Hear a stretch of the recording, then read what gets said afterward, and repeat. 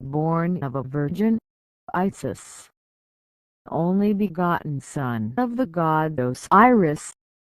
Birth heralded by the star Sirius, the morning star.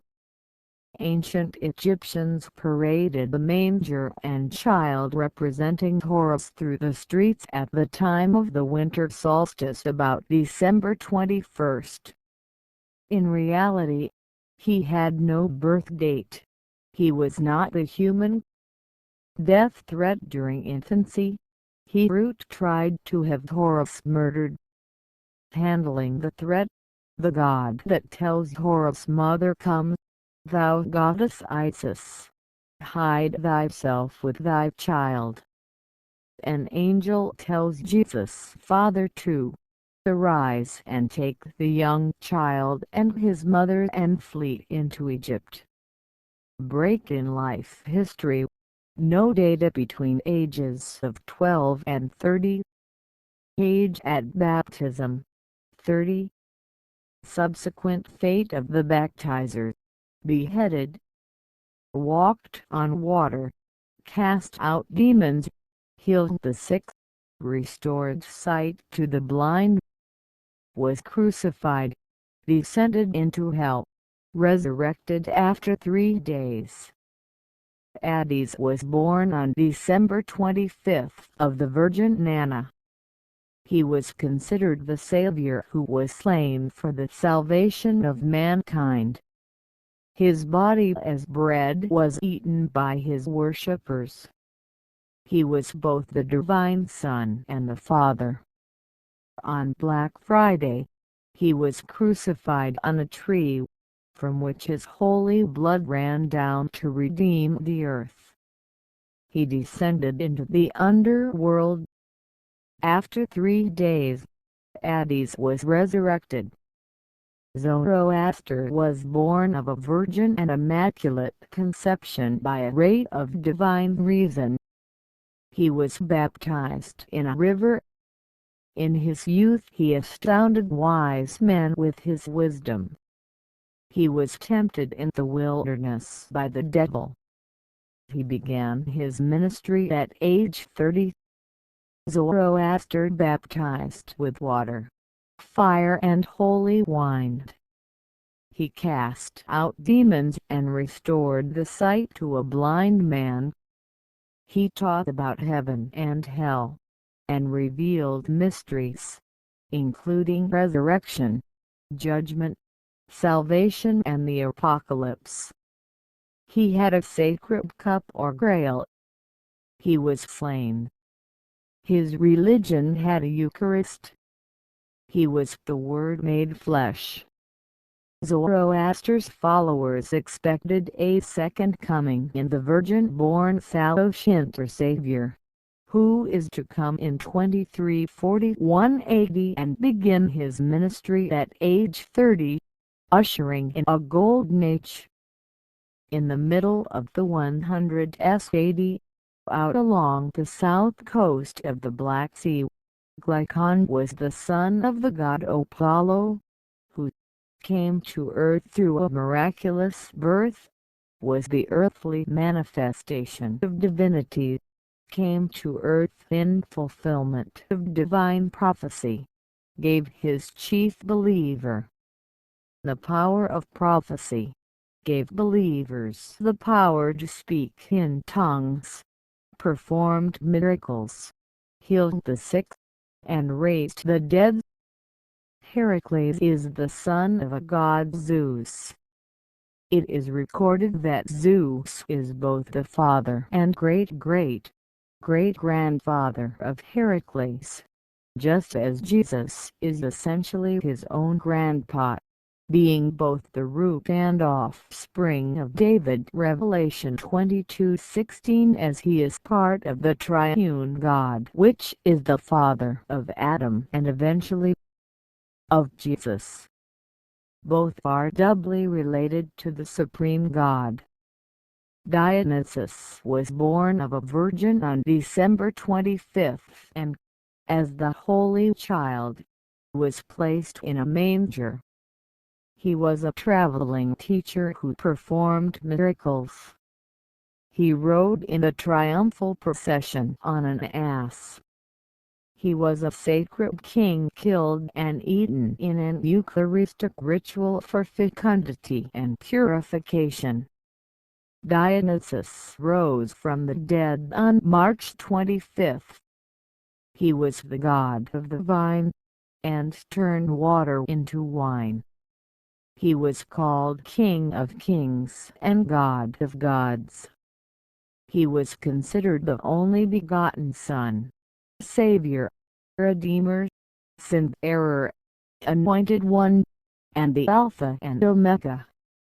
He was identified with the ram or lamb. His sacrificial title of dendrites or young man of the tree intimates he was hung on a tree or crucified. Romulus is born of a Vestal virgin, which was a priestess of the hearth god Vestas sworn to celibacy. His mother claims that the divine impregnated her, yet this is not believed by the king.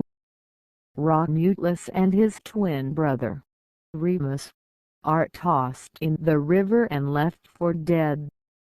A slaughter of the innocents tale which parallels that of Matthew 2:13-16. Romulus is hailed as the Son of God. He is snatched away to heaven by a whirlwind. It is assumed that the gods took him and he makes post-mortem appearances. In his work Numer Pompilius, Plutarch records that there was a darkness covering the earth before his death, just as there was during Jesus' death, according to Mark 15:33. He also states that Romulus is to be known afterwards as Quirinus, a god which belonged to the archaic triad, a triple deity similar to the concept of the Trinity. Homeric tales about Odysseus emphasize his suffering life, just as in Mark Jesus said that he, too, would suffer greatly. Odysseus is a carpenter like Jesus, and he wants to return his home just as Jesus wants to be welcomed in his native home and later to God's home in Jerusalem. Odysseus is plagued with unfaithful and dim-witted companions who display tragic flaws. They stupidly open a magic bag of wine while Odysseus sleeps and release terrible tempests which prevent their return home. These sailors are comparable to Jesus' disciples, who disbelieve Jesus, ask foolish questions, and show general ignorance about everything. It's amazing that either Odysseus or Jesus ever managed to accomplish anything, given the companions they have. But this simply demonstrates the power and ability of the one true leader who has a divine mandate to lead the people out of darkness and into a brighter future.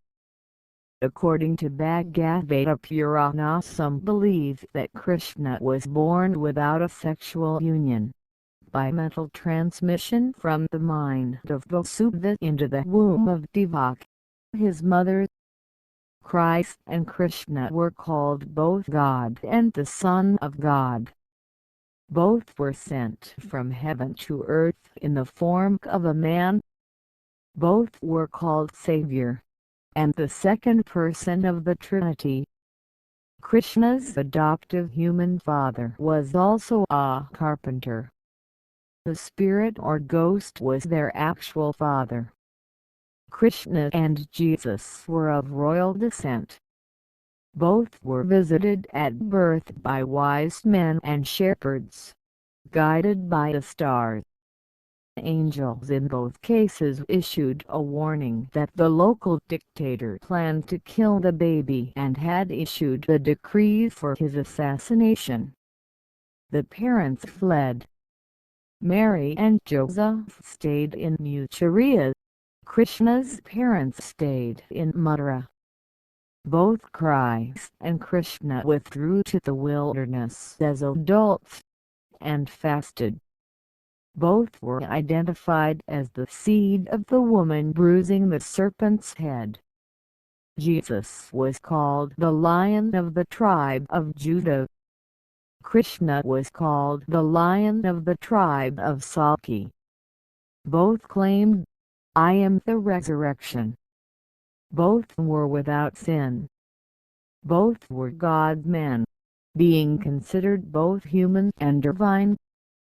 Both performed many miracles, including the healing of disease. One of the first miracles that both performed was to make a leper whole. Each cured all manner of diseases. Both cast out indwelling demons and raised the dead. Both selected disciples to spread his teachings. Both were meek and merciful. Both were criticized for associating with sinners. Both celebrated the Last Supper. Both forgave his enemies. Both were crucified and both were resurrected. Both went to their temples at the age of 12, where they are said to have astonished all with their wisdom. Both supposedly fasted in solitude for a long time, Buddha for 47 days and Jesus for 40. Both wandered to a fig tree at the conclusion of their fasts. Both were about the same age when they began their public ministry. When Buddha went again to the garden, he saw a monk who was calm, tranquil, self-possessed, serene, and dignified. The prince, determined to become such a monk, was led to make the great renunciation. At the time he was 29 years of age. Jesus, when he began his ministry, was about 30 years of age. Luke 3:23. Both were tempted by the devil at the beginning of their ministry. To Buddha, he said, "Go not forth to adopt a religious life but return to your kingdom, and in 7 days you shall become emperor of the world, riding over the 4 continents." To Jesus, he said, "All these kingdoms of the world I will give you, if you fall down and worship me." Matthew 4:9. Buddha answered the devil, "Get you away from me." Jesus responded, "Begone, Satan." Matthew 4:10. Both strove to establish the kingdom of heaven on earth. According to the Samhita, the Buddhist holy book, the Buddhist ascetic's eye once offended him, so he plucked it out and cast it away. Jesus said, "If your right eye causes you to sin, pluck it out and throw it away." Matthew 5:29.